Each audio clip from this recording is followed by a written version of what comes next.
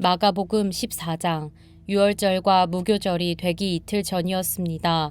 대제사장들과 율법학자들은 어떻게 예수를 체포해 죽일지 궁리하고 있었습니다. 그들은 백성들이 소동을 일으킬 수 있으니 명절에는 하지 말자라고 말했습니다. 예수께서 베다니 마을에 나병 환자 시몬이라는 사람의 집에서 식탁에 기대 먹고 계시는데 한 여인이 값비싼 순수한 나드 향유가 든 옥합 하나를 가져왔습니다. 그리고 그 여인은 옥합을 깨뜨려 향유를 예수의 머리에 부었습니다. 거기 있던 사람들이 화를 내며 서로 수군거렸습니다. 왜 향유를 저렇게 낭비하는가? 저것을 팔면 300데나리오는 좋게 될 텐데 그 돈을 가난한 사람들에게 주었으면 좋았을 것을. 그러면서 그들은 여인을 심하게 나무랐습니다. 예수께서 말씀하셨습니다. 가만두어라. 어찌해 이 여인을 괴롭히느냐? 이 사람은 내게 좋은 일을 했다. 가난한 사람들이야 항상 너희 곁에 있으니 너희가 원하기만 하면 언제든지 도울 수 있지만 나는 너희 곁에 항상 있는 것이 아니다. 이 여인은 자기가 할 수 있는 일을 했다. 내 몸에 향유를 부어 내 장례를 미리 준비한 것이다. 내가 너희에게 진실로 말한다. 온 세상 어디든지 복음이 전파되는 곳마다 이 여인이 한 일도 전해져서 사람들이 이 여인을 기억하게 될 것이다. 그때 12제자 가운데 하나인 가롯 유다가 예수를 배반해서 넘겨줄 심산으로 대제사장들에게 갔습니다. 그들은 유다의 말을 듣고 무척 기뻐하며 그에게 돈을 주기로 약속했습니다. 그래서 유다는 예수를 넘겨줄 기회를 엿보았습니다. 무교절 첫날 유월절 양을 잡는 날에 제자들이 예수께 물었습니다. 우리가 주를 위해 어디에 가서 유월절 음식을 준비하는 것이 좋겠습니까? 그러자 예수께서 제자 2사람을 보내시며 말씀하셨습니다. 성 안으로 들어가면 물동이를 메고 가는 사람을 만날 것이다. 그를 따라가거라. 그가 어디로 들어가든지 그 집주인에게 선생님께서 제자들과 함께 유월절 음식 먹을 방이 어디냐고 물으십니다. 라고 말하라. 그가 잘 마련해 놓은 넓은 다락방을 보여줄 것이다. 거기에다 우리를 위해 음식을 준비해 두라. 제자들이 떠나 성 안으로 들어가 보니 모든 것이 예수께서 말씀하신 그대로였습니다. 그리하여 그들은 유월절을 준비했습니다. 그날 저녁이 되자 예수께서 12제자들과 함께 그 집에 도착하셨습니다. 함께 식탁에 기대어 음식을 나누는 동안 예수께서 말씀하셨습니다. 내가 너희에게 진실로 말한다. 너희 가운데 하나가 나를 배반할 것이다. 그가 지금 나와 함께 먹고 있다. 그들은 슬픔에 잠겨 한 사람씩 예수께 물었습니다. 설마 저는 아니지요? 예수께서 대답하셨습니다. 12명 가운데 한 사람이다. 지금 나와 한 그릇에 빵을 찍어 먹는 사람이다. 인자는 자신에 대해 성경에 기록된 대로 가겠지만 인자를 배반하는 그 사람에게는 화가 있을 것이다. 그는 차라리 이 세상에 태어나지 않았더라면 좋았을 것이다. 그들이 음식을 먹고 있는데 예수께서 빵을 들고 감사 기도를 드리신 후 떼어 제자들에게 나눠주며 말씀하셨습니다. 이것을 받으라. 이것은 내 몸이다. 그러고 나서 예수께서는 잔을 들고 감사 기도를 드리신 후 제자들에게 주셨습니다. 그러자 그들 모두 받아 마셨습니다. 예수께서 그들에게 말씀하셨습니다. 이것은 많은 사람을 위해 흘리는 내 피, 곧 언약의 피다. 내가 너희에게 진실로 말한다. 내가 하나님 나라에서 새 포도주를 마시는 그날까지 포도나무에서 난 것을 다시는 마시지 않을 것이다. 그들은 찬송을 부른 뒤 올리브 산으로 향했습니다. 예수께서 그들에게 말씀하셨습니다. 너희는 모두 나를 버릴 것이다. 성경에 이렇게 기록돼 있다. 내가 목자를 치리니 양떼가 흩어질 것이다. 그러나 내가 살아난 후에 너희보다 앞서 갈릴리로 갈 것이다. 베드로가 장담하며 말했습니다. 모든 사람이 주를 저버린다 해도 저는 그렇게 하지 않을 것입니다. 예수께서 대답하셨습니다. 내가 내게 진실로 말한다. 오늘 밤 닭이 2번 울기 전에 내가 나를 모른다고 3번 부인할 것이다. 그러나 베드로는 힘주어 말했습니다. 주와 함께 죽을지언정 결코 주를 모른다고 하지 않을 것입니다. 다른 모든 제자들도 같은 말을 했습니다. 그들은 겟세마네라는 곳으로 갔습니다. 예수께서 제자들에게 내가 기도하는 동안 여기 앉아 있으라 하시고 베드로와 야고보와 요한만 따로 데리고 가셨습니다. 그리고 매우 근심에 잠겨 괴로워하셨습니다. 예수께서 그들에게 말씀하셨습니다. 내 마음이 너무 괴로워 죽을 지경이다. 너희는 여기 머물러 깨어 있으라. 예수께서는 조금 떨어진 곳으로 가셔서 땅에 엎드려 할 수만 있다면 그 순간이 그냥 지나가게 해주십사 기도하셨습니다. 예수께서 말씀하셨습니다.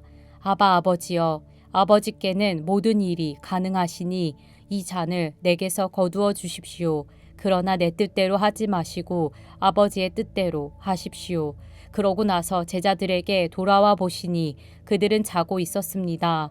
예수께서 베드로에게 말씀하셨습니다. 시몬아, 자고 있느냐? 내가 1시간도 깨어있지 못하겠느냐? 시험에 들지 않도록 깨어서 기도하여라. 마음은 간절한데 육신이 약하구나. 예수께서는 다시 한번 가셔서 똑같은 말씀으로 기도하셨습니다.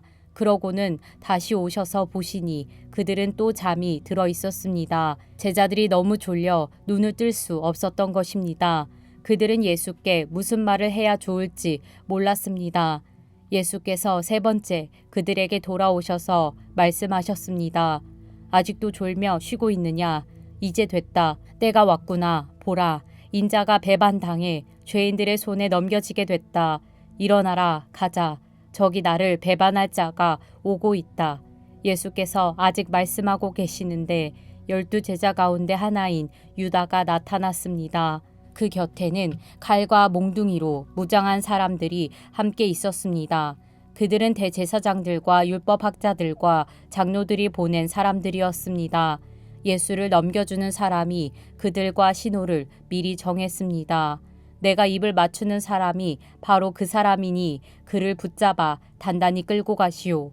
유다는 예수께 곧바로 다가가 선생님 하고 입을 맞추었습니다. 그러자 사람들이 예수를 붙잡아 체포했습니다. 그때 옆에 서 있던 사람들 가운데 하나가 자기 칼을 빼더니 대제사장 하인의 귀를 쳐 잘라 버렸습니다.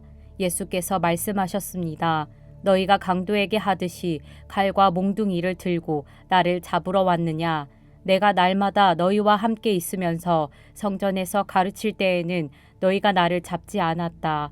그러나 이것은 성경을 이루려고 하는 것이다. 제자들은 모두 예수를 버리고 달아났습니다. 그런데 한 청년이 맨 몸에 배 홑 이불을 두르고 예수를 따라가고 있었습니다. 사람들이 그를 붙잡자 그는 홑이불을 버리고 벌거벗은 채 달아나 버렸습니다. 그들은 예수를 끌고 대제사장에게로 갔습니다. 대제사장들과 장로들과 율법학자들이 모두 모여들었습니다. 베드로는 멀찌감치 떨어져 예수를 따라가 대제사장 집들에까지 들어갔습니다. 거기서 그는 경비병들 틈에 앉아 불을 쬐고 있었습니다. 대제사장들과 온 공회가 예수를 죽이려고 증거를 찾았지만 아무런 증거도 나오지 않았습니다. 많은 사람들이 예수에 대해 거짓 증거를 댔지만 그들의 증언이 서로 맞지 않았습니다. 그러자 몇몇 사람들이 일어나 예수에 대해 이렇게 거짓으로 증언했습니다. 우리는 저 사람이 내가 손으로 지은 이 성전을 헐고 손으로 짓지 않은 다른 성전을 3일 만에 세우겠다고 하는 소리를 들었습니다. 그러나 이 사람들이 한 증언도 서로 맞지 않았습니다. 그러나 대제사장이 그들 앞에 서서 예수께 물었습니다. 아무 대답도 안 할 작정이냐? 이 사람들이 너에 대해 이렇게 불리한 진술을 하고 있지 않느냐? 예수께서는 묵묵히 아무런 대답도 하지 않으셨습니다. 대제사장이 다시 물었습니다. 내가 찬송받으실 하나님의 아들 그리스도냐? 예수께서 대답하셨습니다. 내가 바로 그다. 너희는 인자가 전능하신 분의 오른편에 앉아 있는 것과 하늘 구름을 타고 오는 것을 보게 될 것이다. 대제사장은 자기 옷을 찢으며 말했습니다. 더 이상 무슨 증인이 필요하겠소? 하나님을 모독하는 저 말을 여러분이 들었는데 어떻게 생각하시오? 그들은 모두 예수가 사형을 받아야 마땅하다고 정죄했습니다. 어떤 사람들은 예수께 침을 뱉었습니다. 또 예수의 얼굴을 가리고 주먹으로 때리며 말했습니다. 누가 때렸는지 예언자처럼 맞춰보아라. 경비병들도 예수를 끌고 가 마구 때렸습니다. 베드로가 집 안뜰 아래쪽에 있는데 대제사장의 하녀 하나가 다가왔습니다. 하녀는 불을 쬐고 있는 베드로를 보고 가까이서 자세히 살펴보더니 말했습니다. 당신도 나사렛 예수와 한패지요. 그러나 베드로는 부인했습니다. 내가 지금 무슨 말을 하는지 나는 알지도 못하고 깨닫지도 못하겠다. 그리고 베드로는 문 밖으로 나갔습니다. 그 하녀가 거기서 베드로를 보고 둘러서 있던 사람들에게 다시 말했습니다. 이 사람도 저들과 한패예요. 베드로는 다시 부인했습니다. 조금 있다가 옆에 서 있던 사람들이 베드로에게 말했습니다. 너도 분명 저들과 한패가 틀림없어. 갈릴리 사람이잖아. 그러나 베드로는 저주하고 맹세하며 말했습니다. 나는 당신들이 말하는 그 사람이 누군지 알지 못하오. 바로 그때 닭이 두 번째 울었습니다. 그러자 베드로는 닭이 두 번 울기 전에 내가 나를 세 번 모른다고 할 것이다 라고 하신 예수의 말씀이 생각나 엎드러져 울었습니다.